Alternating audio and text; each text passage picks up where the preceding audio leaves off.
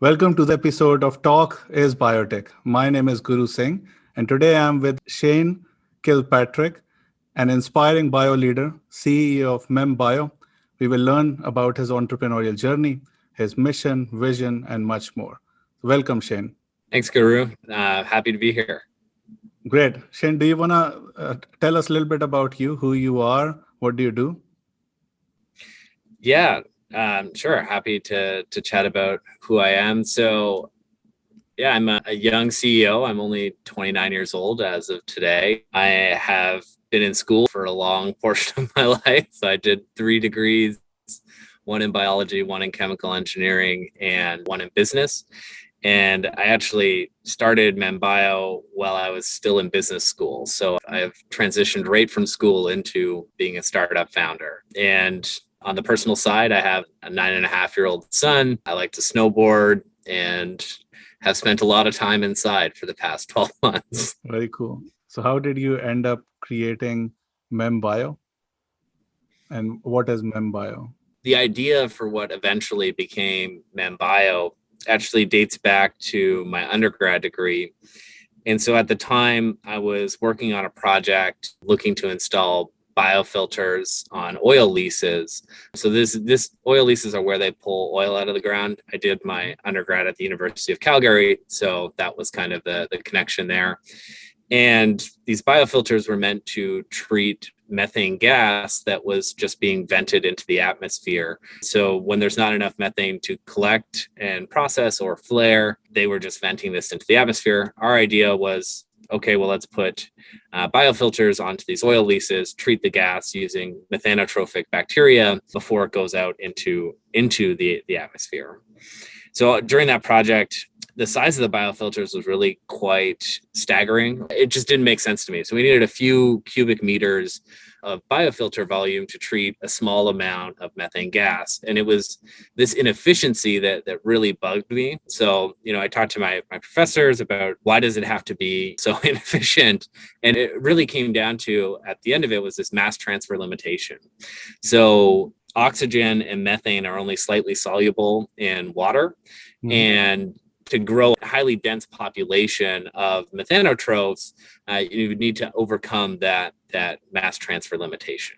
Right. And so this really got me thinking of, that's an easy solvable problem. I thought naively to myself at the time, but that kind of led me to think about, our body solves this problem using red blood cells. So we have trillions of cells in our body, and every single one of them is able to undergo aerobic metabolism. The reason why we can do that is because we have localized oxygen delivery through the circulatory system, through our red blood cells. And so that was the technology concept was, okay, well, how do we replicate the human body circulation system ex vivo? And that idea is actually what led me to do my master's in chemical engineering, specifically in biomanufacturing. And then after not being able to develop that technology concept during my master's, I decided to go to business school and pursue it a different way. And then it was in business school where I really realized that red blood cells were the ultimate application of some next generation manufacturing technology. And from there, started a business, made some prototypes, got some early angel investment, went to IndieBio, closed a seed round, and then opened a lab facility here in Mississauga. I sped through a number of years there. I love the journey. If you see most of the physical goods, they say 60% of physical goods can be created biologically. Mm-hmm. And blood is already biological, but inspired from the human processes, because it took billions of years to create these processes that we have in the nature, human body, or even bacteria. So learning from the world biology and creating things, I think it's always a smarter way to produce new material resources biologically. So, blood, that's inspiring. So what is the reason to create blood synthetically? Like, why do we need that? Why can't we just improve the supply chain? And there's already donation system, like everyone can donate blood. So why do we have to create blood in this non-conventional way? It is very exciting. I'm just trying to understand the business side of things. I'll break this answer up into two parts. So one, the developing world, and two, the fully like the Western society or richer countries, let's say. Right. So in the developing world, the biggest problem with blood is that there simply isn't enough of it. So there isn't effective donation systems. There's still high rates of disease transfer through blood transfusions. And when you think about what blood is used for clinically, whether that's trauma, many surgeries, cancer treatment, childbirth, you start to see that these are really the foundations of any modern healthcare system. And so without a sufficient supply of safe and effective blood, how do you actually elevate the level of healthcare that can be provided in developing nations? And so it really is a fundamental input and that is lacking in developing areas. Mm-hmm. And so that's probably the biggest motivation from our team's perspective, is we can see a huge amount of good that can come to the world by supplying manufactured blood into developing countries or developing areas. The high income setting, the donation system is very robust. We do have shortages, but we actually never run out of blood. It might get down to a day, but then a call for donors go out and those blood supplies are restored. However, your blood is as unique as you are as a person in a lot of ways, right? So there's not just ABO positive, negative in terms of blood types. There's actually hundreds of antigens, which are these receptors that interact with the immune system on the surface of a red blood cell. And so it's actually your combination of those hundreds of antigens that gives you your full blood type. And so there's certain challenges with transfusion as you get to very rare blood types that are uncommon or highly alloimmunized patients. So this means patients that receive recurring transfusions start to develop alloantibodies from being exposed to antigens that aren't being screened for. But again, in a North American setting or a European setting, the donation system is fairly robust and they do have solutions to these problems.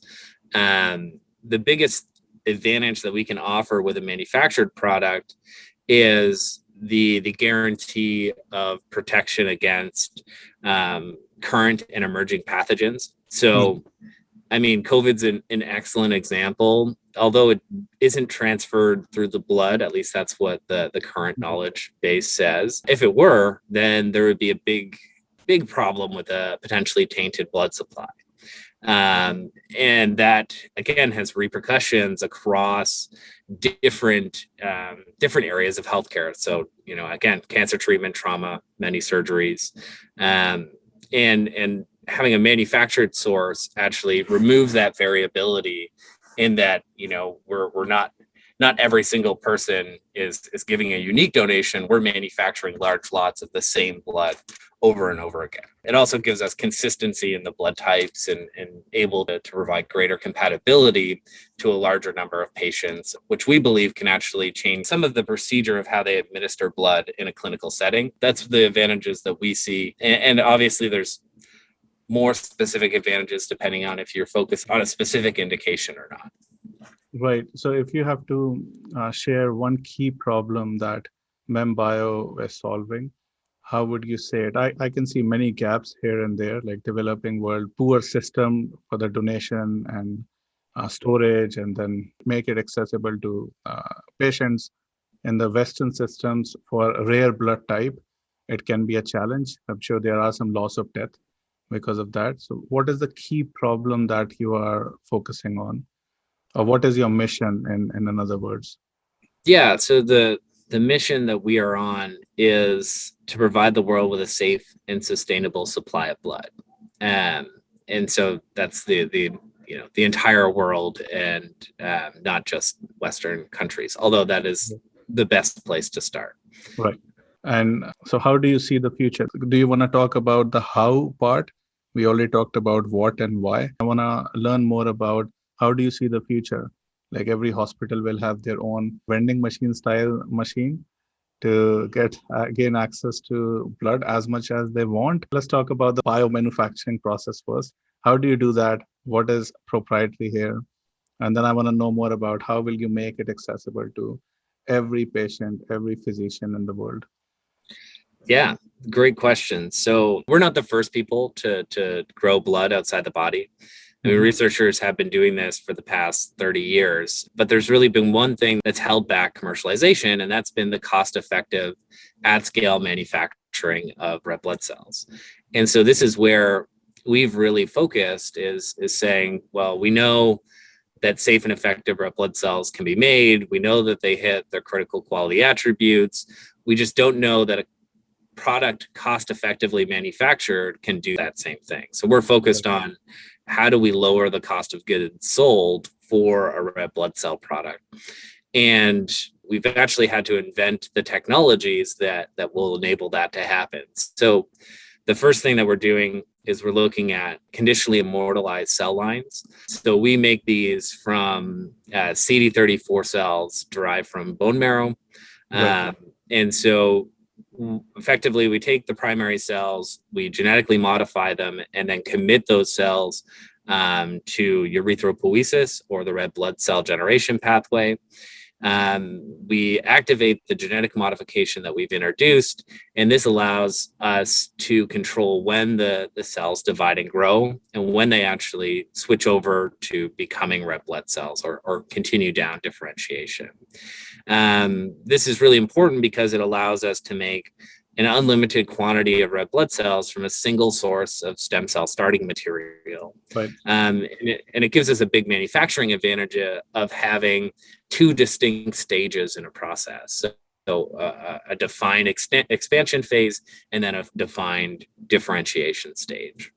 The second technology is our dual fusion bioreactors.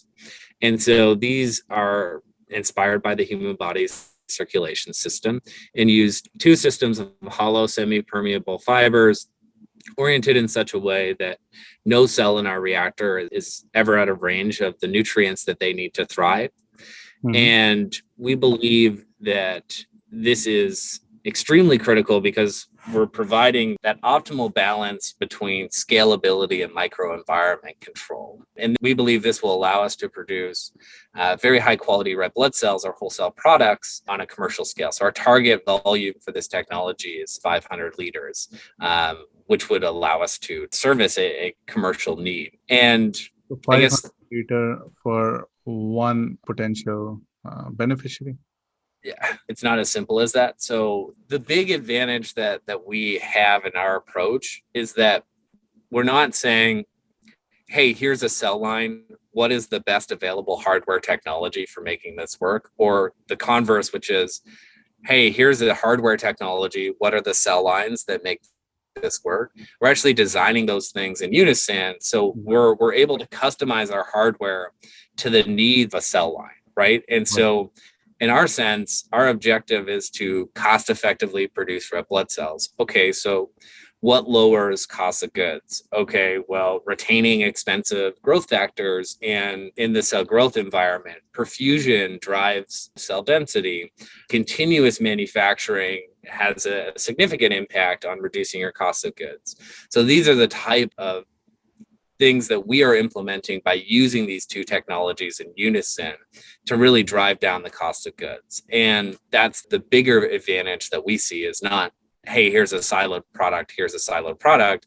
But when you put those together and start considering holistically, how do you actually grow cells and what are the needs of the cells? That's where I think that we have a really unique system and something that is different than anything else that's available. Very cool. And what is the current stage of your product and how far is it to reach the market? Yeah, so we're on our second generation of prototypes now. We're at about the 200 milliliter scale for our prototypes, and we're hoping to be at 10 liters in the next 2 years or the next 18 months or so. We did have a big setback with COVID. We didn't have access to a lab for about 8 months last year. So we're still early in our data generation process, but that's where we are today and where we're hoping to be in the next 18 to 24 months. Very cool. And once you have enough quantity to provide supply, like do you have to go through any testing and FDA approval? Oh yeah, absolutely. To commercialize a blood product, you have clinical trials. You end up with getting a biological license application or a BLA, submitting a BLA in the United States. So that's where everything that goes into that is what we would have to do, which is not non-trivial, right? So it's similar to what you would do for a normal biologic or a therapeutic product. So you have to do the preclinical, clinical, all three phases, or there's slightly different process here? Yeah, correct. It's the same. Uh-huh. Okay. And what will be the duration to bring this to market? Because typical biologics take 10 to 15 years, except like COVID vaccine was an exception, but generally it takes 10 to 15 years. So what is the expected duration to bring that to market? Yeah, I mean, assuming all goes well, this is an ambitious CEO timeline. 5 to 7 years from now would be where we'd be looking to have a blood product in market. That's a favorable timeline. It could be longer than that in the 10-year time frame. Got it. And like you mentioned lab space a couple of times. In the lab, what type of studies, what type of experiments you would have to do to get approval? Like, are you planning to do preclinical work in-house? Because generally companies at this stage outsource preclinical work, even clinical work, or they establish collaboration with bigger player like pharma to run clinical trial. So for early stage, what type of things you have to do to generate data to convince regulatory authorities? Yeah, I mean, great question. We're not doing any IND enabling studies in-house. We don't have a GLP lab here. We do have a containment level 2 lab. What we do is a combination of cell line development, but also hardware evaluation. So, and bioprocess development. So, what are our CPPs? Or critical process parameters? How are we controlling for those? And then building that into our hardware device. And the one thing that's really nice about red blood cells, again, to go back to what I was saying before, we really don't need to reinvent the wheel on a lot of what makes a good red blood cell is known. What is required? There's precedent for putting cultured red blood cells or manufactured red blood cells in a human, and sort of what was required for that approval is also known. And so that sort of roadmap is laid out in the sense of what should we be measuring, when, why, what is required for in vitro, what can you reasonably assess in vivo, in an in vivo model, and what's going to be required or suspected to be required for a clinical study. So we're just making progress towards that, but really focused a lot on the bioprocess, again, because for us to grow a bunch of red blood cells in a spinner flask and throw them into a mouse, we're not doing anything new with that, right?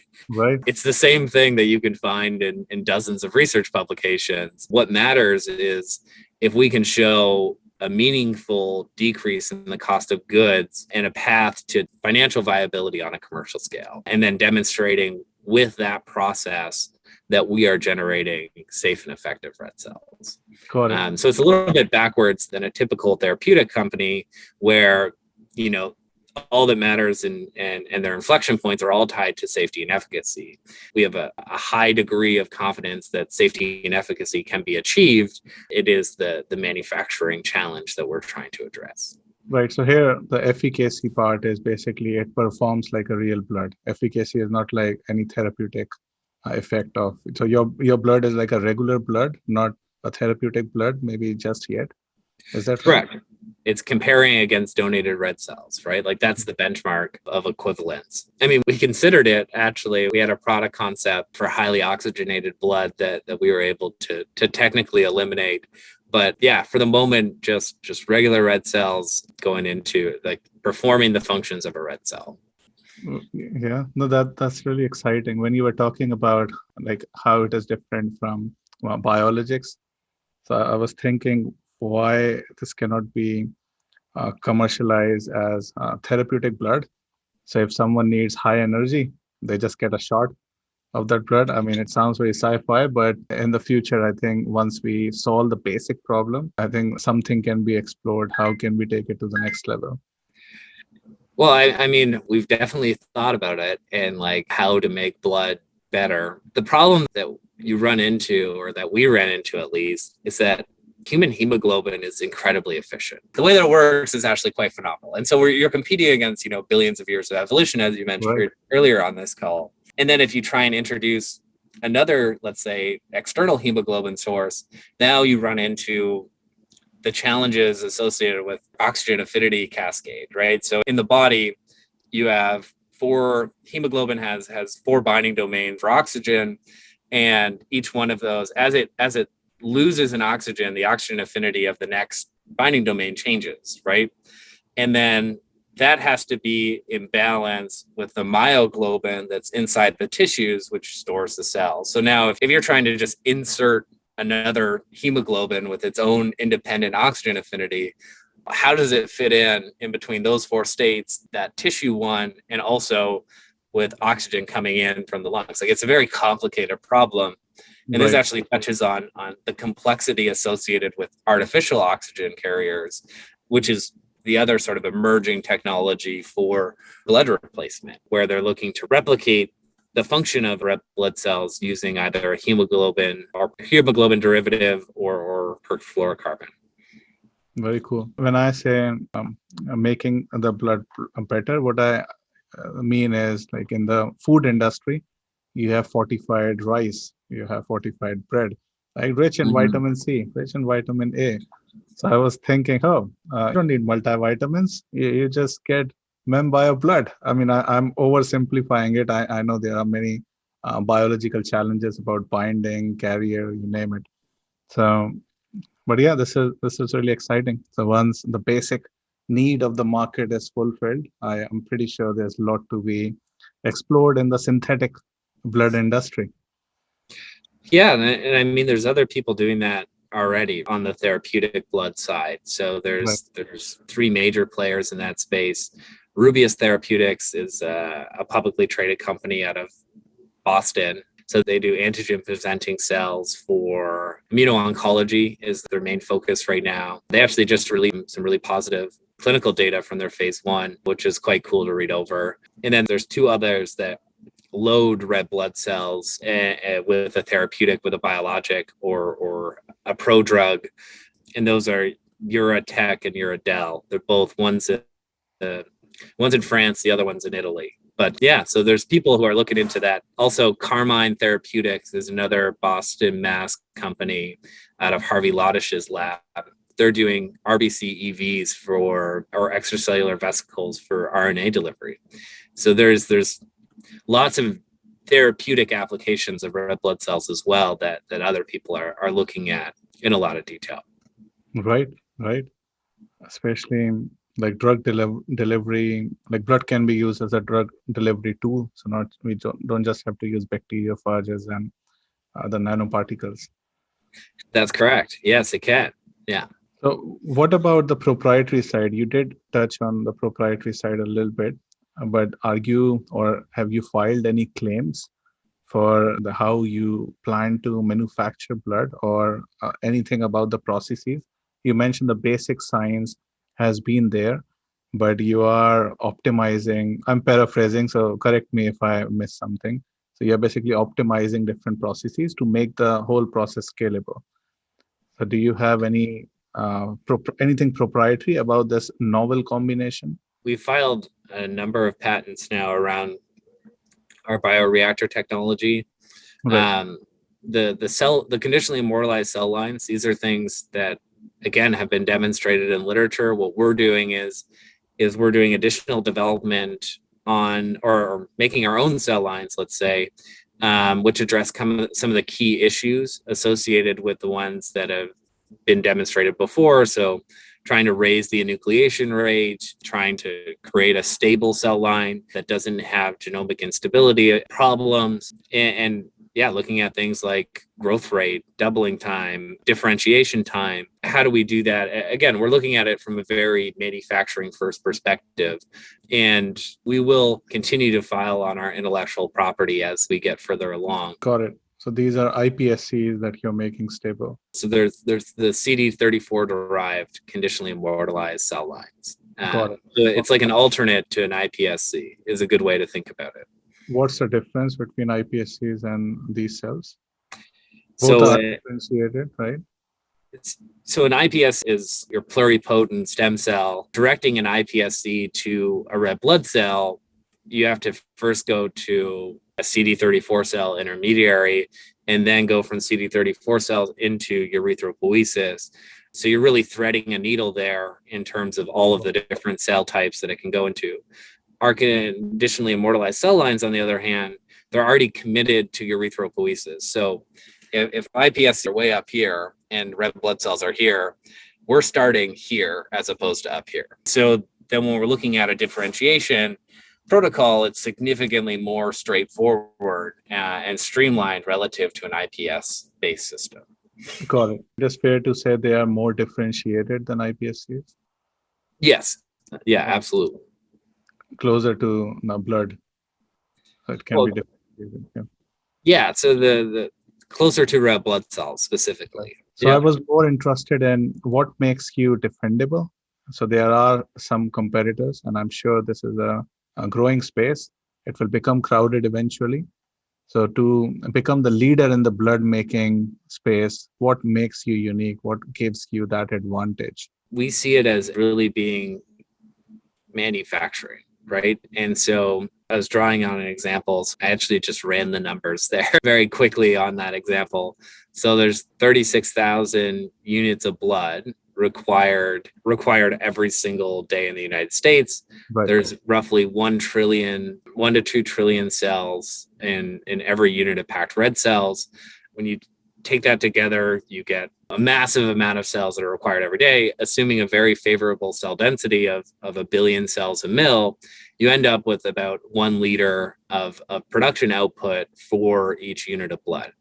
And so 36,000 liters of production volume on a daily basis is biomanufacturing on a scale that has just never been done before. Like, that is absolutely massive.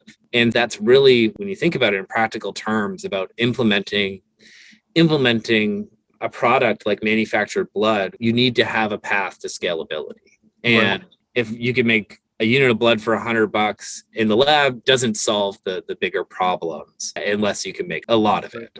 And similarly, it doesn't matter if you can make a lot of it and it costs a lot of money, because the cost of goods limited marketplace. And I think our approach of focusing manufacturing first, developing the technologies that we believe make this type of application possible, are really what gives us our advantage over these other companies. And we also have to look at a company making a red cell therapeutic isn't necessarily a direct competitor of ours, right? So that's where I would say that our big advantage is. And I mean, to be honest, our approach of using cell lines and hardware, I mean, that's not exclusive to red blood cells. That same approach can be applied to any other cell type. I see it as red blood cells are a great place to start for a lot of reasons, but there's no reason why it has to end there. Very cool. So where do you see this can expand into? You don't have to share if it is confidential, but what other biological material you can produce where the market is big enough? So blood, clearly big market. What other key things you can produce? The easy answer would be, blood cells are simpler for our technology in its current state. And the reason for that is because they predominantly grow in suspension. So something like an MSC is an adherent cell. It's not saying that we couldn't do that in our reactor. It would require more modification than doing another suspension cell would. So, I mean, broadly speaking, just looking at myeloid and lymph node cells, there's a lot there for us to move into.